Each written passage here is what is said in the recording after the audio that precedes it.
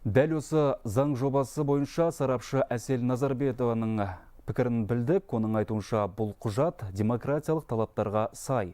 Талқылаулар кезінде шетелдік сарапшылардың сын ескертпелері ескерілген. Сондықтан бейбіт жиналыс туралы заң қабылданған кезде митингтердің өту тәртібі өзгереді. Осылайша халық үніне құлақ асатын мемлекет тұжырымдамасы іс жүзінде көрініс табады.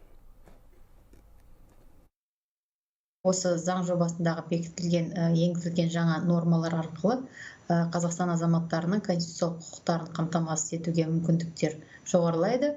Яғни олардың қауіпсіздігіне, олардың жауапкершілігіне байланысты, жаңа өткізу орындарына байланысты енгізілген нормалар.